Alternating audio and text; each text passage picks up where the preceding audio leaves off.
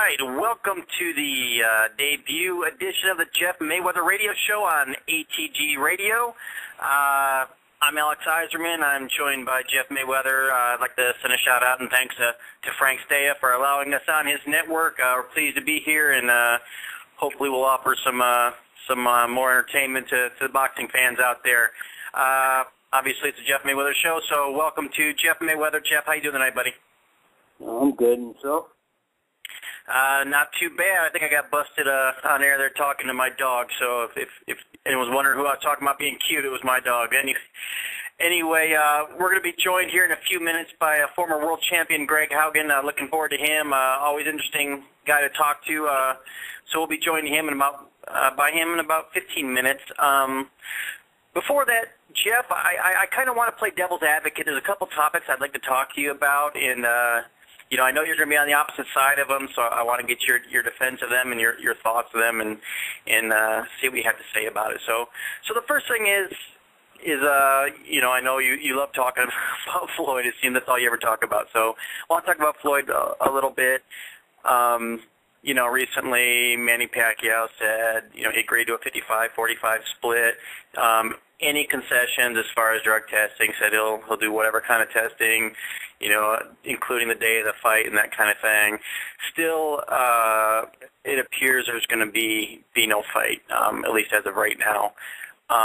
Your thoughts on that? And, it's kind of turned the tide in a lot of people's opinions as far as them thinking, okay, well, now that Manny's given in, why is Floyd not wanting to fight? So some people are saying that he is scared and doesn't want to fight. Your thoughts on that?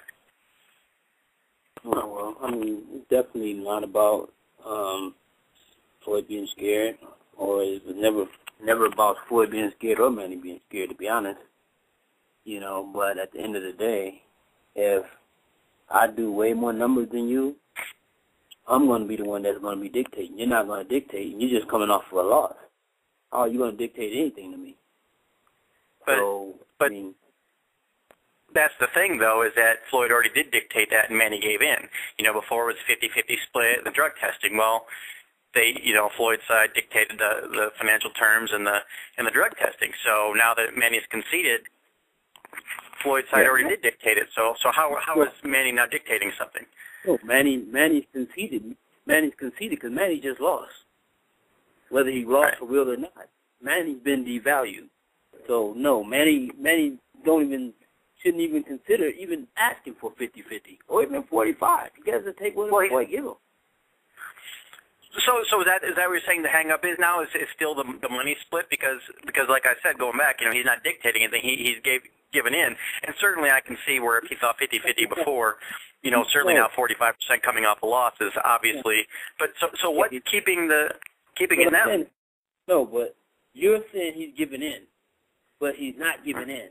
He's not giving in when a guy asks for, basically just a 5% more split when he just lost. Not only did he just lose, he just lost, and plus, not only that, he doesn't come close to the number that Floyd do. So, basically, at the end of the day, it's a business, and that's the bottom line. The bottom line is that if I do more numbers than you, and not only that, I've been undefeated for 16 years, and I've been the most dominant fighter on the planet for the last 16 years. I gotta be the one to call the shots. Because realistically, like I said, there was a time when Manny actually, the fight was negotiated, and Manny was happy to take whatever Floyd gave him, and Floyd offered him $40 million. And yeah, and Manny decided he didn't want to take that, but that was behind the scenes. He wanted to take it, but when Bob Arum got involved, of course, Bob Arum flipped everything and turned it into, a war of, 50-50. It had to be 50-50. But and it shouldn't be 50-50, even if, just because of the fact that the numbers they do.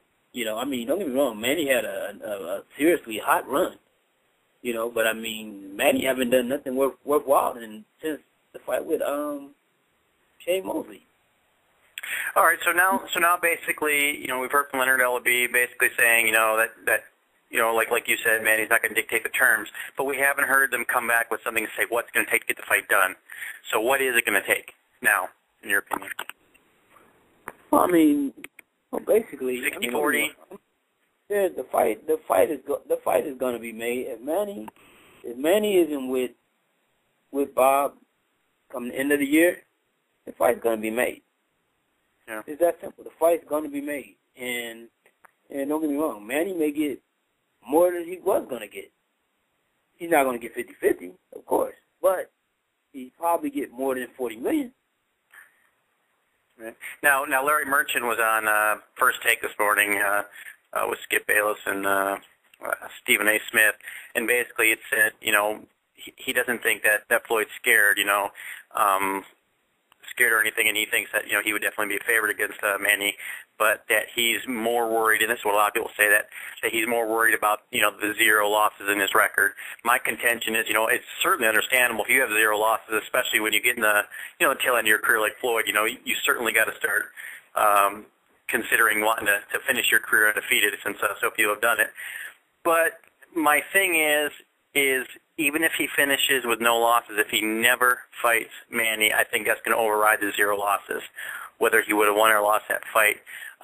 Do you think that's a huge concern? I mean, I think everybody admits that it's a concern of him. He wants to be undefeated. But how do you think, 0 losses would affect his career and his legacy if he did never fight Manny? I mean, don't get me wrong. I mean, I think that it'll have an effect on his legacy, of course, because, at one point in time, it'll always be a question of who would have won and why the fight didn't happen. When you had two guys that basically in their prime and were in the 2 hottest commodities in the sport at the same time, but, never faced one another. And don't get me wrong. I don't think that. I think it'll be a question mark, and as a part of Floyd's legacy. But at the end of the day, Floyd doesn't necessarily mean Manny.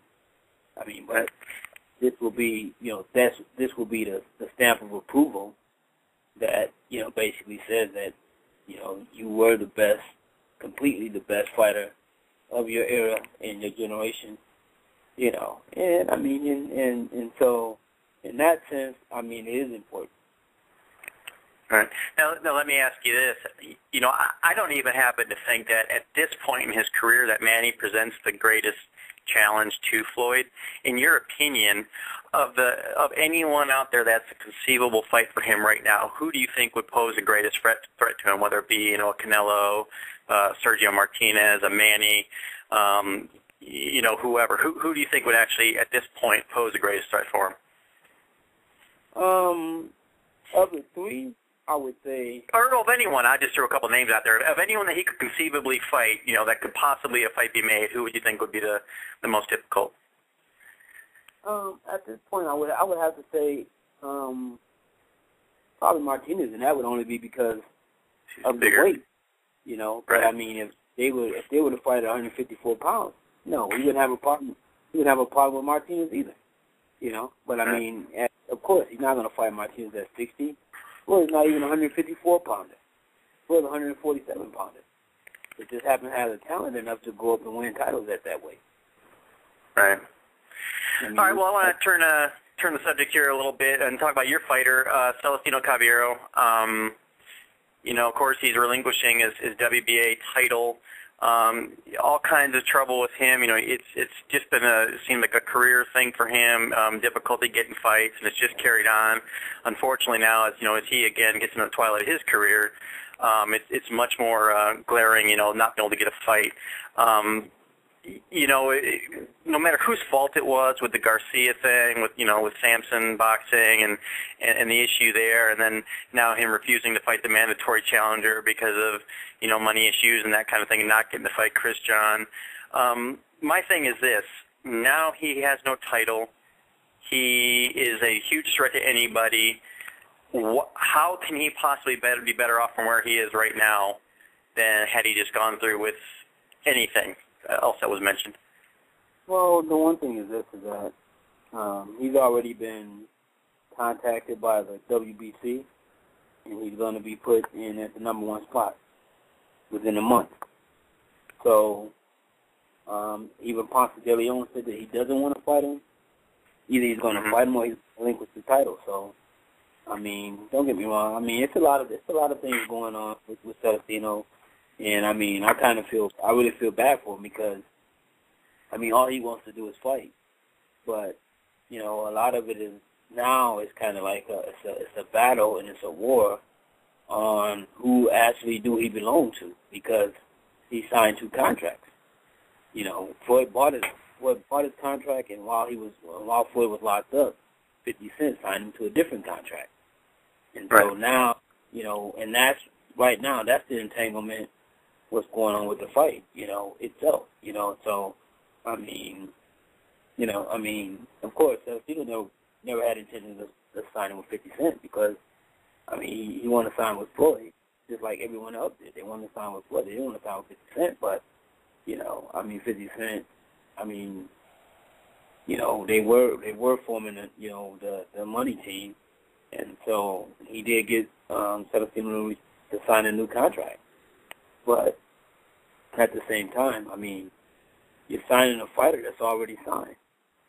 So, but I mean, there's still, you know, so there's going to be some, you know, of course, some legal entanglements that have to be squared away before they can move forward on anything. So, I mean, in that sense, I mean, I really feel bad for him because he's been here, he's been working very hard, and he's been ready to fight, you know. But basically, I sit down and talk to him today, and I just told him, I said, man, let this situation take care of itself, and then, you know, go back home, visit your family. I mean, I know he misses kids and stuff, you know, and just go back and until you hear word from, you know, what happened with this situation, and let's fight. But like I said, I mean, he's already going to be in position to fight because, like I said, he's going to be number 1 in the WBC. So it won't be long before he fights for a title again. So now looking back, I mean, is there anything that you wish he had done different? I mean, despite the way it's all turned out, and you know, and possibly the WBC things turn out better, do you wish, you know, that he had done something to make the Garcia fight happen, or even the mandatory fight he had this year turned down? I mean, is there anything that he could have done different that you wish he would have? Well, I mean, I think the Garcia fight, it never had nothing to do with Celestino. It had something to do with Mikey Garcia because, you know, I mean, Celestino's the world champion. He could be able to fight wherever he wants to. How are you going to be contender? You're going to dictate where this man fights, you know. And I mean, and then, you know, and they had a huge purse bid, and you know, and then like I said, then, you know, I think Sampson dropped the ball because, I mean, he was lying from day one about the fight even happening. I mean, this guy had dates that wasn't even. He had dates where they weren't even real dates. You know, and so I mean, all Celestino did was train. He's just a fighter. You know, I mean, he got pissed off. He got pissed off at Sampson because he really never wanted to deal with Sampson again. You know, and that's because, you know, whatever happened with them in the past. You know, I mean, Sampson, he comes after me, talking about me. Dude, I ain't never said a word about you. If anything, I was trying to help you to help the fight happen.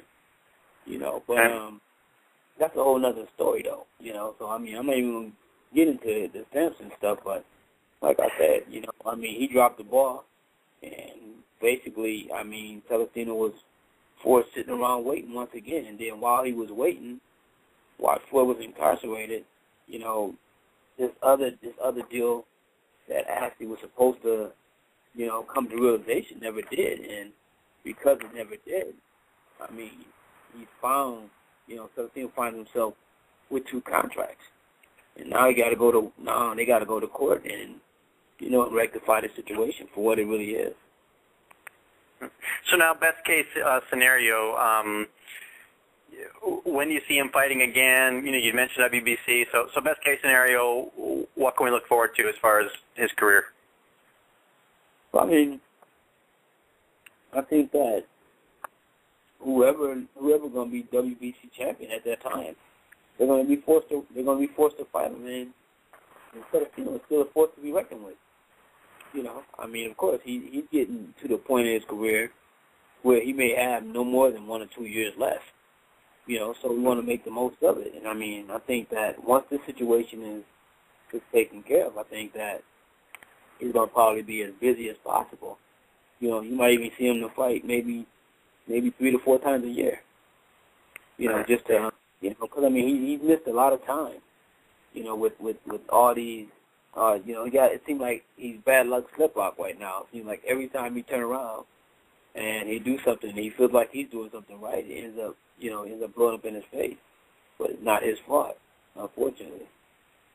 Yeah, that's my whole thing is that, no matter, whose fault it is or whatever, with him being inactive for this long at this stage in his career, it just seems like such a huge mistake.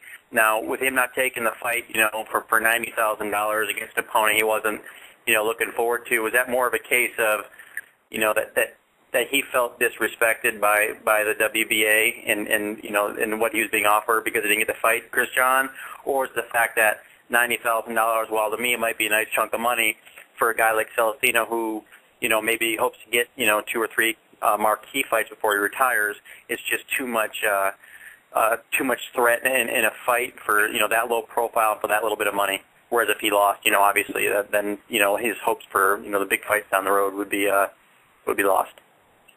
Well, it's one of those situations in which, you're kind of backed into a corner. But, at the same time, unfortunately, the WBA is, they never allowed him to fight Chris John, he was Chris John's mandatory, and it never happened.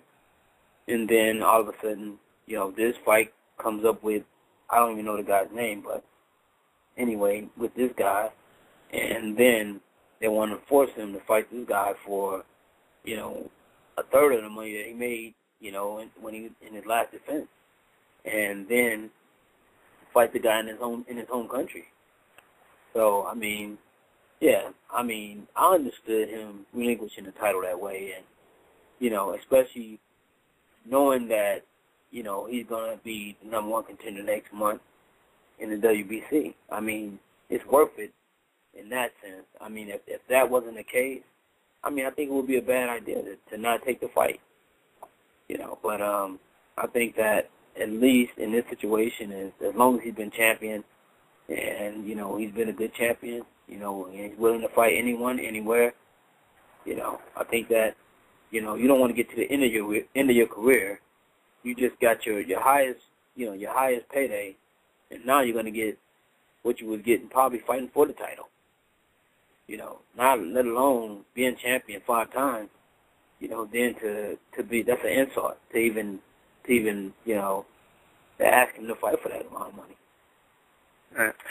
Still waiting for Greg Haugen to call in. He'll be joining us momentarily. Right now I do want to welcome to the show contributor to Pro Boxing Insider, the I guess she liked the name, the superstar diva, Miss Carla Ja. Carla, welcome to the show. Hey, how's it going, Jeff? How's it going, Alex? Good. How are you? Oh, everything's great, thank you. Carla, we were just talking about Celestino Caballero and his situation, relinquishing the WBA title, and apparently he's got to possibly move into the WBC. Jeff, obviously you're saying that he can move over to WBC, be made #1 challenger, fight with Ponce de Leon can be made. Now here's my thing. Obviously, Celestino just didn't fight his #1 challenger. The Garcia fight never happened. De Leon has said that he has no interest in fighting Palanchine again. So how confident are you that, it sounds easy, you could go to the WBC, you're #1 contender, you get to fight. How confident are you that could happen? And are you worried that, some snags can catch up with him there? Well, the one thing is this, is that boxing is a business just like anything else. And Floyd is the biggest commodity in the sport. And Floyd represents Celestino, and Floyd represents the WBC. He has 7 WBC belts. So, I think that, that he can make that happen. And I think that, in all honesty, the WBC, like when we went to the convention, they had already asked Celestino back then when we was at the convention. that they wanted him to represent them and fight for themselves. And so hopefully now, this can happen. How big of a slap to the face do you think that'd be for the WBA, considering they're Panamanian-based, to see, the Panama's greatest current fighter be under another organization? Well, sometimes you just got to do what you have to do. I think that the WBA has been, it's been great for Celestino, but, at the same time, toward the end of his career, here's a guy, Carla Ja, who's sit on the title for a year, haven't defended it, haven't done anything, and actually, Celestino's been his mandatory. So, at the same time they've done great for him, they've also did bad. They did injustice for him in that case. So it's one of those situations. You take the good with the bad and you just move on. Now, I'm going to turn this over to Carl in a second, but I just have a question here, too, about De Leon. Now, De Leon, his first loss was to Pelletier, a fight that was dominated by Celestino. But yet he still expressed that he had no interest in taking the fight. Why, in your opinion, would De Leon not want that fight? You think he'd want to avenge the loss? Do you think it's more of a case of, he knows that Pelletier has his number, being as tall and as lanky as he is, that it's a fight that he just wants no part of? Well, I think it's a matter of him just not wanting no part of it. Celestino beat De Leon when he was at his peak, when he was at his complete best. So, and to be honest, De Leon ain't half the fighter he used to be. But, Celestino is he's still a viable fighter, and even at his age now, he's getting better. I don't know how much longer, but he's getting better, and he's winning these fights a whole lot easier than he probably did in the past because he's fighting a whole different style now. And so I just think that, Ponce de Leon, I think that he realizes that as well, and plus, anytime you're a fighter and you just say, I don't want to fight that guy, that's a sense of fear because as a fighter, you should be able to be just like Celestino. Celestino fight anyone, anywhere. Right. It's almost like like I said, you think you want to avenge your loss, and and he's kind of pulling the same thing that Juan Monteros did. That he's on to bigger and better things, but De Leon, certainly doesn't have the name recognition or the market value that others do. He's certainly no better than Pelletier at this point. So for him not to want that fight, just to me shows that he doesn't feel that he's a good matchup. I agree. I do want to welcome to the show, first time ever on the Jeff Mayweather radio show, PBI contributor Eliud Vasquez. Eliud, welcome to the show. You're on with Jeff and Carla and I. Thanks for having me, guys. How you doing, Jeff, Carla, Good. Jody? Hey, how's it going, Elliot? Good. All right, still waiting for Greg Hogan to call in. I hope he'll get him here shortly. Carla, so we're running over here a little time, so we're going to wing it from here. So what's been on your mind, and what do you want to talk about with Jeff? You know what? I think that everyone pretty much knows what's on my mind. I've tweeted about it a lot over the course of the last, day or so. It's the California State Athletic Commission's upholding Antonio Tarver's one-year suspension. I'd like to know what Jeff's thoughts are there, and if he had to give any advice, what would he say that Antonio should do from here? So I'm not understanding. Did they? They actually upheld his one-year suspension after the failed drug test, and that was on yesterday after the hearing. What would you, if you had to give him any advice, at 43 years old, what would you say that he should do from now, going forward? To be honest, pretty much it's time to call it a day, and walk away from the sport. He had a great career. And it's unfortunate that, I'm not sure if this getting caught doing whatever it was that happened, if it even cost him his commentating job with Showtime, because, that would be the ideal thing for him to do, just walk away from the sport and, and just walk right into that job. But I don't know if that job is still available. But, I don't see too much left for him to stay around. I'm sure he can probably maybe fight maybe a Andre Ward or something like that, but, You know, I mean, he's already been beaten by Chad Dawson, so, I mean, chances are Andre Ward will beat him as well. You know, so, I mean, I don't really see no reason for him to stay. I mean, at that age, you know, and hopefully he's made a lot of money. Hopefully he's done well with it.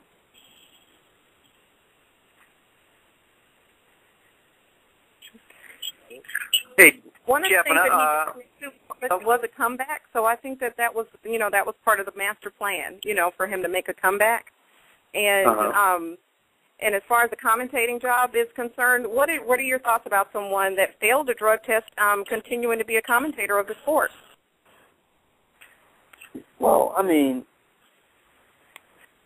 I don't know. I mean, it's kind of, it's one of those situations in which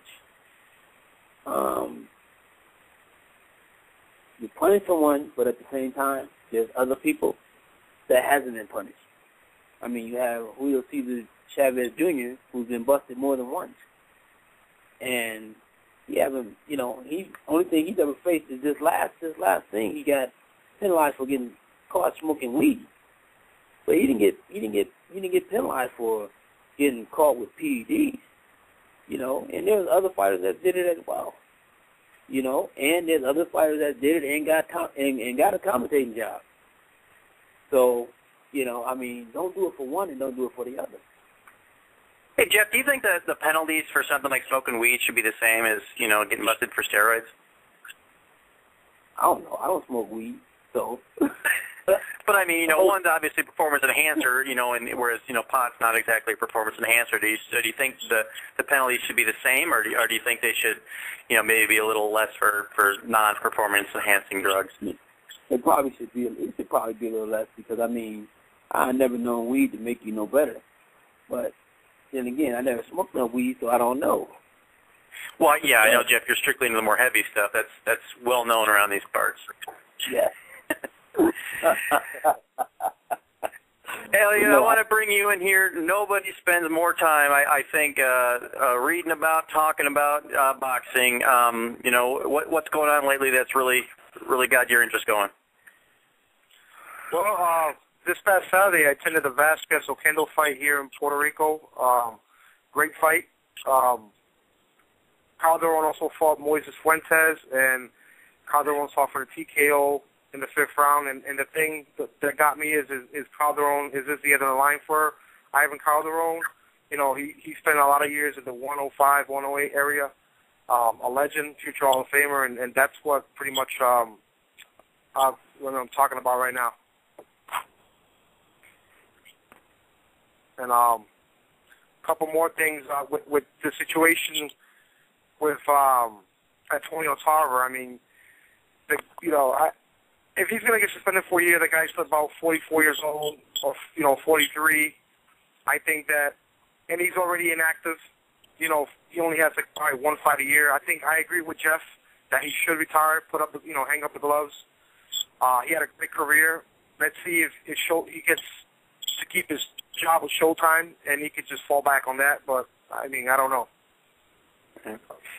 Jeff, what are your thoughts on guys like Calderon and Tarver and, you know, like Evander Holyfield, Roy Jones Jr., these great fighters with, you know, incredible careers that, you know, just can't seem to hang them up? You know, what do you think it does to their legacy? Does it hurt him at all, or will Roy Jones be remembered for, you know, what he was in his prime? Or, you know, does it hurt him a lot? And why is it that some guys, you know, like the Lennox Lewises can walk away when they're still relatively on top? You know, guys like you know, some of the greatest fighters ever that walked away when they're still on top of the game. How can they do it when others can't? Well, I mean, don't get me wrong. I mean, boxing I called you one of the greatest ever. You gotta give me a little credit for that. Okay. So I think that boxing is a sport that, you know, it's hard to walk away. I mean, it's one of those things that, I mean, it grabs you, especially when it's almost like you're like an entertainer. You're on the stage. When you're on that stage, people calling your name.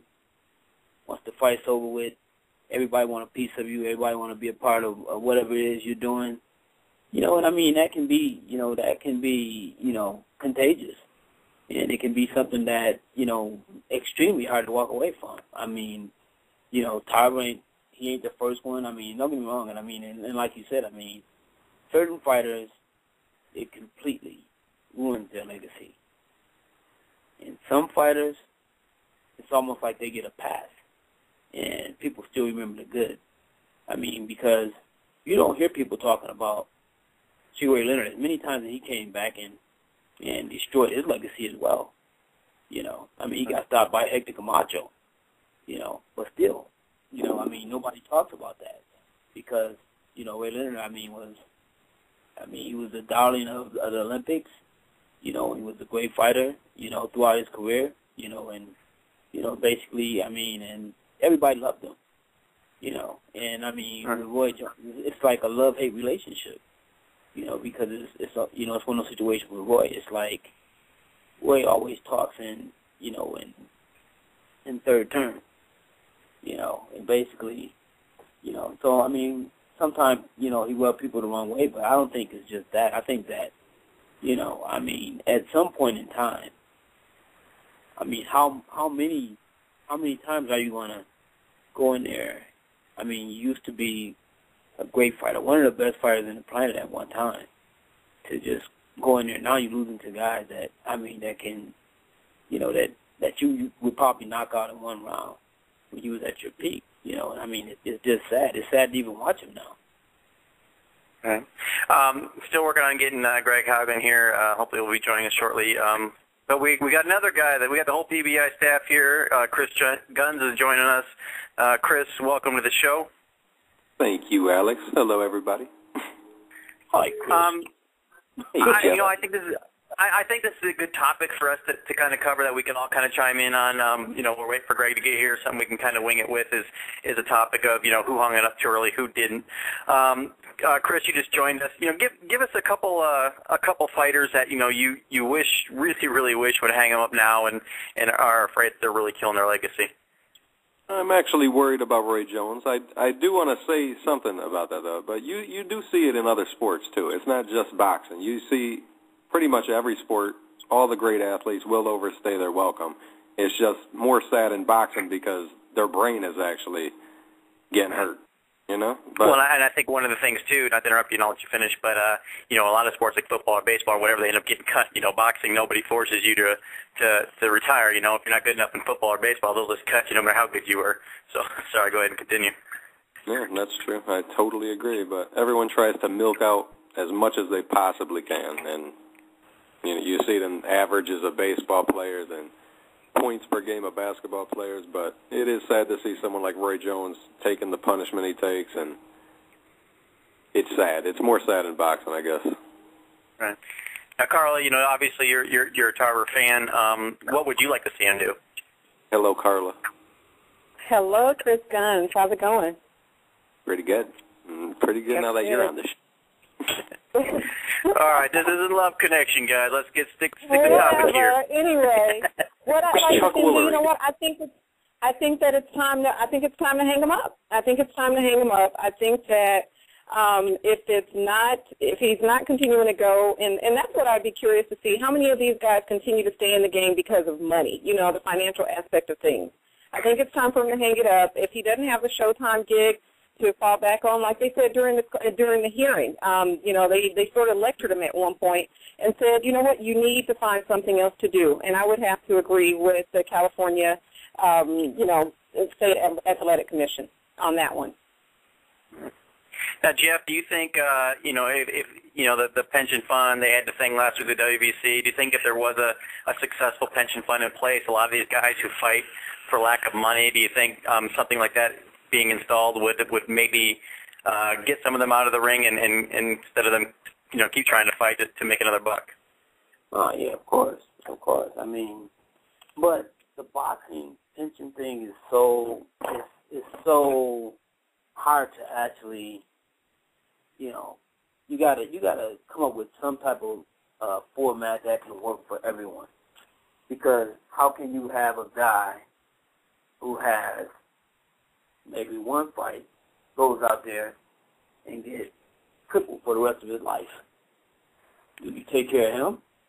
Do you have another guy that had a long career, you know, and basically stayed in the game too long, you know? But, of course, he fought a long time and had a brilliant career, made a ton of money, you know. and then he gets hurt. I mean, who do you? That's what I'm saying. There's no. I don't know where the ground moves are. I don't know what the ramifications where you start. I mean, is it a guy who has 30 fights? Is there a guy who has 10 fights? You know, because if you have 10 fights, you really haven't made no money to put into. And then what do you do with a guy like Evander Holyfield, for example, who's made millions and millions and millions of dollars, and basically through his own fault lost all his money? You gonna take care of him as well? That's what I'm saying. I mean, that's what I'm saying. I don't understand where the boundaries are. I don't understand. And most of these, and I'm gonna be honest, most of these organizations that have been out there, I mean, there are some now that are actually doing something, but there's also been a lot of them that have just been BSing and getting money from people and things like that, and doing all these events and bringing these people around just to raise money, but to raise money for themselves. What do you think, Jeff, about? Do you think Roy would quit though? I think he's just more addicted to the limelight and to have a fight to actually fight. I don't think people know how to relate to anything else besides boxing when they've been doing it for so long. I think it's just hard to find anything that's going to give him what he wants out of life. I don't think he would do anything if they had a pension fund, or I think just people are addicted to the lifestyle of being a fighter. Well, I mean, at some point in time, the alarm clock got to go off. You know, I mean, that's just reality. It's just like anything else in life. I mean, at some point in time, we all get old. You know, and I mean, it's just a matter of some of us don't accept it, but the reality is that it is what it is. Whether you accept it or not, the ailments, the stuff that come with coming, the things that come, that's a part of becoming older, they're going to happen to you. So nobody will care about how great a fighter you was, and this, that, and so on and so forth, because at the end of the day, you're over the hill. You're over the hill, and it's time to go. And I mean, and like I said, and Roy, he's making a mockery of himself. Well, hey, let's go around the horn here. I'll mention a couple fighters that may or may not have overstayed their welcome, and you guys tell me if you think they did and what the ultimate legacy will be, if it hurt them or not. So Jeff, I'll just start with you. Let's start with Mike Tyson. Did he stick around too long, and how will he be remembered, for the good or the bad? Well, I think with Mike Tyson, even though he stayed around, I don't think he stayed around too long. I think, because of what happened to him, he was forced to stay in the sport. I think, realistically, Mike Tyson was done with boxing a long time ago. In his heart, he's been done with boxing. But once he went into the situation where just tax thing, and it's the only option he had. He had no other option. But his heart was not in boxing. Just to make money, that's what he did, because that's the only way he knew how to make money. All right. Let's go with Elliot. Elliot, I'll throw out there for you. Let's go Evander Holyfield. Yeah, those were one of the fighters that I had in my mind. The other was Roy Boy Campos. But Holyfield, he's at least 12, 13 years past his prime, maybe even more than that. And I believe the same as anyone else, that the reason he's only staying in the sport is because of the money. I mean, he just lost his mansion about a month ago. He has about 10 kids or more. So I don't think his heart is in it. I just think that he's there to pay his child support and whatever other bills that he has. And I find it kind of sad, because Holyfield, for me at least, he stood for more than that. Especially in the 90s when, they said that he couldn't beat the big heavyweights. He came from the cruiserweight. He was about $179 in the Olympics, and he was beating these big monsters at the heavyweight division. So for me to see that, it's sad, and I hope he leaves, but I just don't know if he's going to listen. Ellie, let's let you throw it out there for Chris. Give Chris. We talked about Roy Jones. Give him. Think of another fighter you can throw at him. Get his thoughts on that. James Toney. There you go. All right, Chris. James Toney. I'd like to see James give it up too, but I think I mean, he's just addicted to fighting. There's nothing that's going to make him stop. He's looking for fights in the MMA. He just loves fighting, and that's how he sees himself. I would like to see him retire, but you just can't do it. I don't know if they should have a forced retirement age, but then there's people like Bernard Hopkins who still can fight someone like Pascal and probably beat him. You know, you just don't know. I don't know what kind of test that they could put into the game, but I don't think anything's going to stop it. It's not a sport that looks out for the best interest of the athletes that did it, and there's nothing you could do about it. I guess people tried, but just can't do anything about it. James Toney's a fighter, and he's going to fight till he can't fight no more. Now, Carla, you're a girl softball. You're a softball. Rocky Balboa. You're telling me a softball. I was actually going to piggyback off of James Toney after the recent documentary that they had on him, you know, and the long-term effects of the pituitary gland, et cetera. And James Toney was one of the boxers that was actually featured on there. And so he's already having long-term effects of fighting, and no one's there. You know, at some point, when do the people in your corner call uncle? You know what I mean? Like, well, so, and then he also has issues with testosterone. See, trying to make your own rules there. What's up with that? So your fighter was Rocky Balboa. After the Ivan Drago, did he go on too long? Tommy Gunn, was that necessary? What do you think he did with his legacy, keep him going? You know what's funny, Alex. All right, Chris, you throw Carla out one, and then we'll go the other way. All right. Who else should we talk? Just think about Bernard Hopkins the game. What do you think? Who's Carla? that? Someone throw one out for her. Carla, what do you think about Bernard Hopkins? What do I think about Bernard Hopkins? Still performing great. Bernard Hopkins, you know what? I think that he does a really good job when he does get into the game and he does his commentary work. I think that that's what he should do. I think that, he should stay into that. And he gets called out easily. I'll put it that way. And he needs to just stay in his lane and do his commentary work. I don't think that Roy Jones should do commentary anymore. I've never thought that he's been good at that. I think Bernard Hopkins is. I think that he is not the wild card that he used to be, but certain people can push his buttons. And he needs to just stay in his lane. He needs to also retire. He's been in it too long, too long. And the comebacks they're not in favor of him, put it that way. But even though he's performing at such a high level, I mean, he is fighting everybody. He fought a decent fight against Chad Dawson. He did lose it, but he still won. Yeah. He beat Pascal before that, did push-ups while doing it.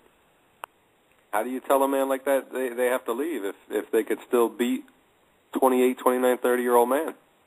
Again, he's almost 50 years old. In a couple of years or so, he's almost 50 years old. And it's just like the example I just gave it with James Toney. Someone doesn't have to tell you that, and you just said it. James Toney's a fighter, and obviously so is Bernard Hopkins, but you have to consider the long-term effects. At some point, someone, if they're not going to do it for you, like you said, the sport of boxing does not look out for you, someone in your corner has to look out for your best interest and call uncle. He needs to retire. He's almost 50 years old. Now, hey, Jeff, on the other side of the coin, everybody talks about they wish that, people like Holyfield, Jones, et cetera, would retire.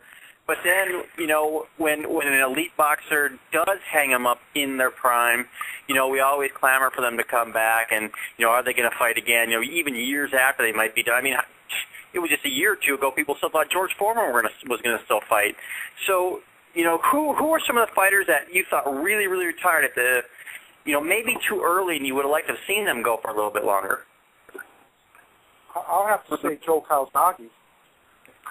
I mean, he retired right after he beat, I think, Roy Jones, actually. And he left the sport right when the Super Six was a little bit after the Super Six. And I would have liked to see him continue and to see what he could have done with, Andre Ward and maybe even Chad Dawson. I think that Joe Calzaghe left the sport way too early.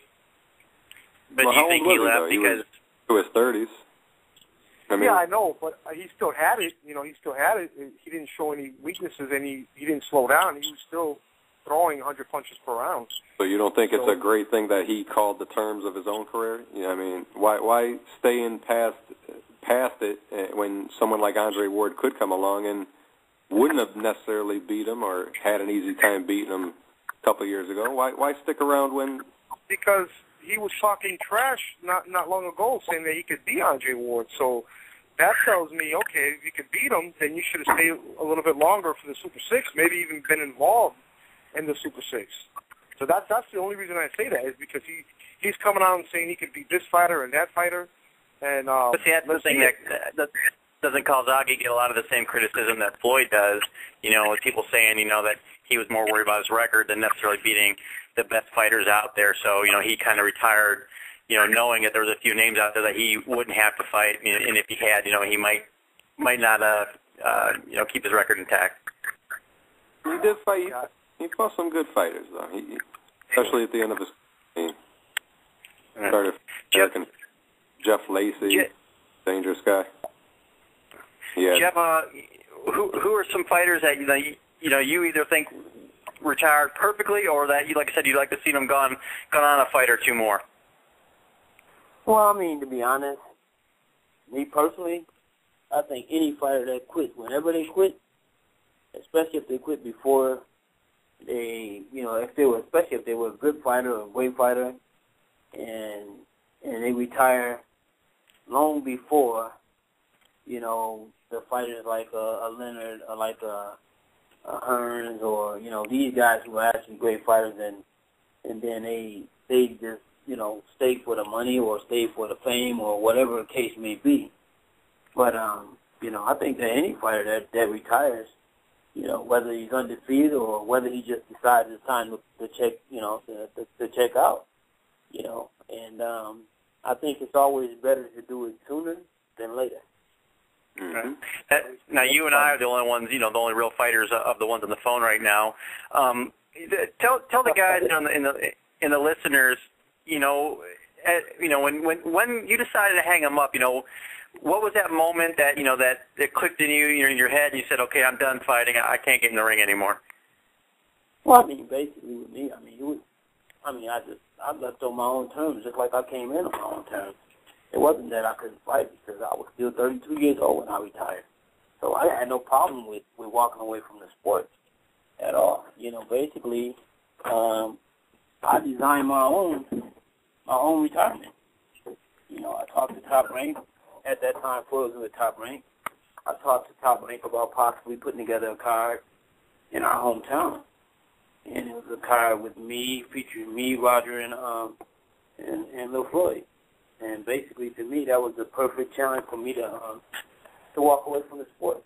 This is where it started, and this is where I wanted it to end. The same people who see me, in the Golden Gloves, all the way up to the pro ranks, and basically, I think that for me, it was the perfect retirement for me, and on that night, I knew that was my last fight. I knew it in my heart because I put it together myself. That's the way I wanted it to end. All right, well, hey, Jeff, I want to ask you a question. Go ahead, Elliot. I'm sorry, Jeff, I want to ask you a question. Your nephew, Floyd Mayweather, right now, he's 35, going on 36, undefeated, the best fighter in the world, pound for pound. Would you like to see him retire sooner rather than later? And because if he retires anytime soon, so that's going to be like one of the best legacies ever for any fighter. Oh, definitely. To be honest, I would like to see Floyd fight maybe one or two more fights, and that's it. I don't want to see him stay around just to try to prove points to people, and then people say, oh, this guy would have beaten him. Who cares? Because at the end of the day, everybody they put in front of him couldn't do it. And so all the time, no matter what, they always create somebody new. There was one time when it was like, okay, he's afraid of Margarito. Margarito gets beat by Paul Williams. He's afraid of Paul Williams. Paul Williams gets beat by Quintana. So every time they created someone that was supposed to beat Floyd, they ended up getting beat by somebody a whole lot lesser than Floyd. So, it's one of those things that you can't satisfy everybody. And just like this Manny thing, I think pretty much everybody knows what's going to happen if the fight does happen. Don't get me wrong. The only thing that's important that it happened is because there was a time when Manny Pacquiao, when people actually honestly thought he had a chance. When he went through his phase of, running through this fighter, that fighter. But Manny Pacquiao ain't done nothing in a year. And I ain't talking about with his inactivity. I'm talking about his fight. I mean, he hasn't done anything. He pretty much lost to Marquez, and everybody knows that. And the fight with Shane Mosley, they act like they were boyfriend and girlfriend. I mean, they were so friendly, tapping each other's glove after every punch thrown. The fight with Margarito, that was the last exciting fight that he had. But like I said, so it's one of those situations where, people are trying to, in a sense, they create somebody that's supposed to be able to stop you because nobody likes to see an undefeated fighter. It's just like, I think Lennox Lewis did the right thing. He did the perfect thing. He walked away from the sport. And, he don't have to be nothing about, being undefeated and walking away from the sport. I think that when the time is right, it's the time is right. And I think that, like I said, whether Floyd win or lose his next fight, I think that maybe two, maybe 3 fights at the most should be the end of his career, whether he win or whether he lose. Now, you had said you wouldn't mind to see him, retire after 1 or 2 more fights. If one of those fights did not involve Manny Pacquiao, would you still be okay with that? If what? If one of those, 1 or 2 fights did not involve Pacquiao, we talked earlier about, affecting his legacy, would you be okay with that if he fought 1 or 2 more times and he didn't fight him in either one of them? Of course, because at the end of the day, Manny Pacquiao don't dictate what happened with Floyd's career. At the end of the day, Floyd already offered him $40 million. He didn't choose to take it. That fight should have already been done and over with. So what if Manny Pacquiao all of a sudden now he wants to fight? Who cares? Only people care is that people who, that Manny Pacquiao fans. Now you know Manny, Floyd better than the rest of us, obviously. The one thing that's pretty clear is he definitely likes attention, being a star. Are you worried that when it's all said and done, his career does come to an end? Do you wonder how he's going to handle not being necessarily in front of the camera and in the limelight all the time, or do you think he's got a good plan going forward? No, I think the one thing is this: is that when it comes to Floyd, you got to realize Floyd's transcendent boxing. Floyd is a quote unquote celebrity, whether he's boxing or not. So no matter where Floyd goes, he's still going to get the same type of following. He don't need to be in the ring to get that. Right. So it's just a matter of, I don't know exactly what he's going to do. Hopefully he'll just he'll start taking promoting seriously. He has a promotional company and and start actually being the head guy and calling the shots over his promotional company. That's what I would hope. In De La Hoya, he's obviously shown that, you can stay, in the limelight, even if you're not fighting, with Golden Boy. Guys, we just got a few minutes left. We're going to go ahead and wrap it up here in an hour. Unfortunately, we couldn't get Greg Hogan on tonight. Let's just go around the table. Anything else you want to bring up? Carl, I know you're ready to get up here. Anything else you want to discuss tonight? You know what? I did have a question for Jeff, and I wanted to ask him, speaking of Roy Jones, Bernard Hopkins, et cetera, all those guys that, are able to segue into their commentary jobs and things like that, is there any particular reason why, or what are your thoughts on those guys that don't go into training? Because, obviously they have longevity, so they have some skill sets and things like that. They'd still be connected with the, with the game, and then they'd also still, be able to generate some income. Is there any particular reason why they don't go that direction? Well, I think that in some cases it's just probably, once the guy who believes that he probably was a big star in the sport, was a large commodity in the sport, sometimes they probably feel that that's beneath them, unless that's just in their hearts, because it's almost like that's something that you do if you didn't make it. know what I'm saying? That's almost like okay, if you were a baseball player, you become or a baseball coach, or you have some job that's aligned with baseball. And boxing is the same way. If you don't make it, that's your alternative. You know, is to give back. Well, but look at Pernell Whitaker. You know, I mean, he was training Zab Judah at one point. I mean, that would definitely be someone I would consider that had made it. No, don't get me wrong. You see how long it took for Pernell to start trying to train fighters? After he was broke, he started trying to train fighters. He didn't train fighters, you know, while he was in his prime. He didn't train fighters right after he retired.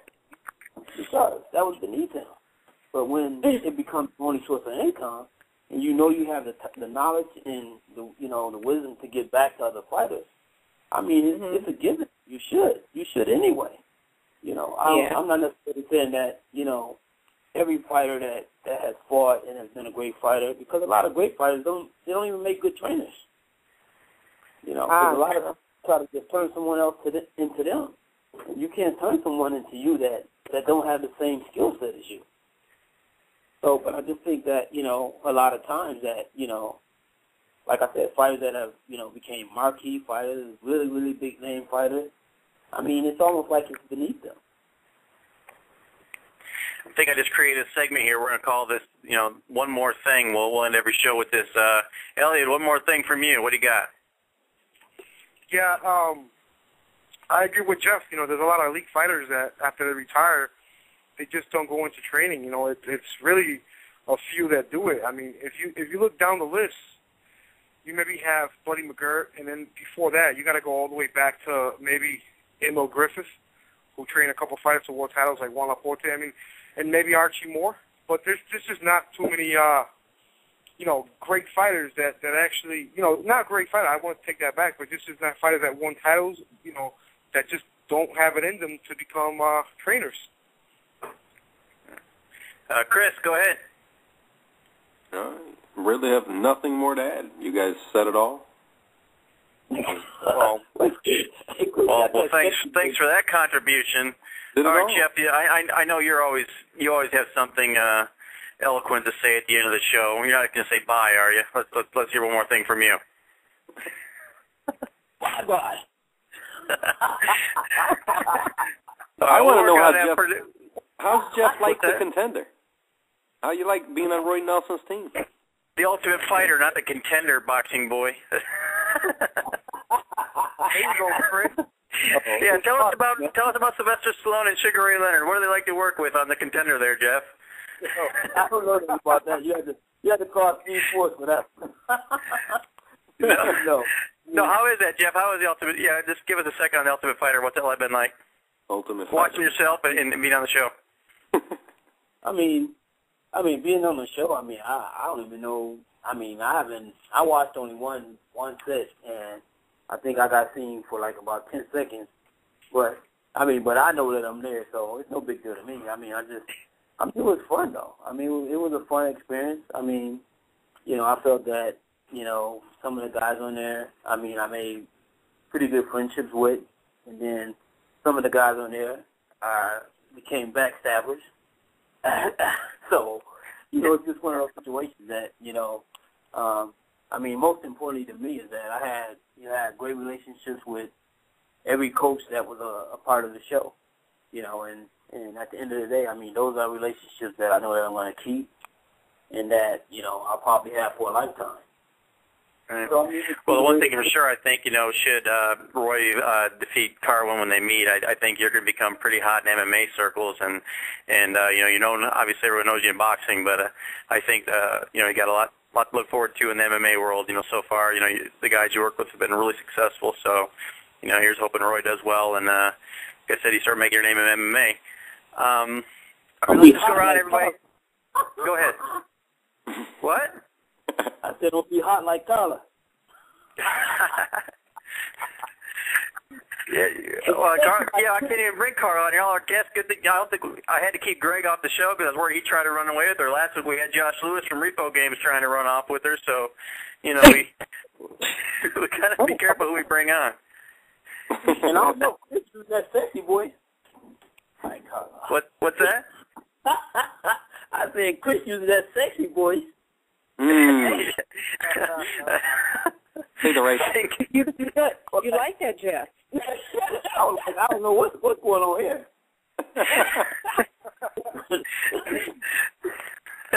I think Chris probably records his voice and he tries to do the sexy thing for when he calls the women. He wants to be that. Or maybe he's gonna do some male phone sex chatting, something like that with the voice. I listen to a little before I interview. All right, Carla, where can the folks? Carla, where can the folks keep up with you on social media and all that kind of stuff and what you got going on?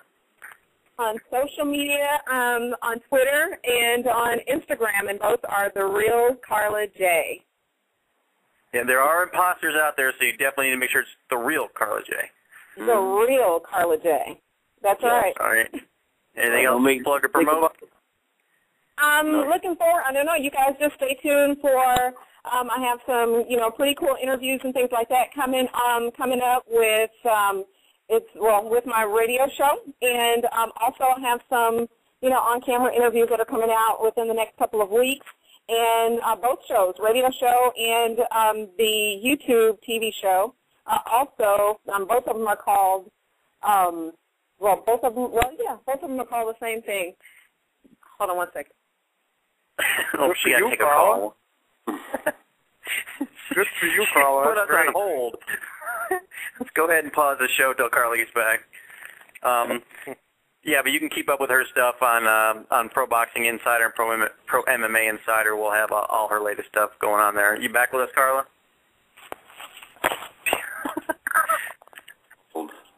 No, all right, we'll move on to Elliot. Elliot, what do you got going on? Where can the folks follow you? Yeah, you guys can follow me on Twitter at Vicious Vasquez. Also, me and Chris, we have the boxing polls thing going. We have a lot of we just post a lot of interviews. So if you guys want to go to our community page and like us, you'll see all the interviews we have with Pro Boxing Insider, and you can go ahead and comment on that. And we also have a Facebook group, the Boxing Poll, so ask to join. And that's about it. Chris? I would like to say that you can follow me on Twitter at Chris2Guns. There's that voice. Oh, my gosh. For $2.99 a minute, you can call him at 1-800-CHRIS-GUNS. Oh, man. Carla's welcome to call.